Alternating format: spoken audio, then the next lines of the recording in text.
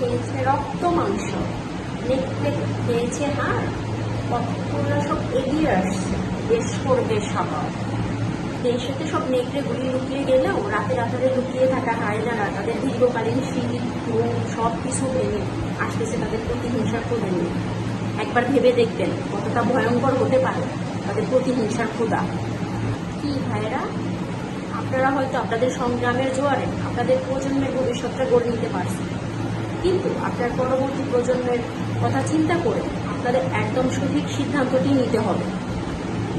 ভয়ঙ্কর ভাইরাস অ্যান্টিবায়োটিকে স্থগিত থাকলেও সেটা পরবর্তীতে যখন ফিরে না, সেটা আরও অনেক ভয়ঙ্কর, অনেক শক্তিশালী হয়ে কিন্তু ফিরে। সেটাকে সঠিক নেতৃত্ব দিতে না পারা মানুষ আসলে আপনাদের ছাত্র সমাজকে একদম ধ্বংস করে দিবে।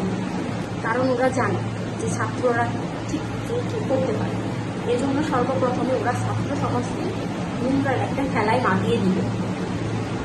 অনেক তো হলো, এবার আমরা একটা স্বাধীন বাংলাদেশ চাই। যদি কেউ এই দেশের নাম নেয় তবে সেই চোখে যেন এ দেশের নামে মুগ্ধতা থাকে।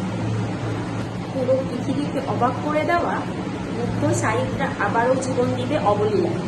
কারণ তারা জানে যে জীবন দিলে জীবিত থাকা যায়, আর যারা মরে যায় তারা তো মাটির সাথে মিশেই গেল।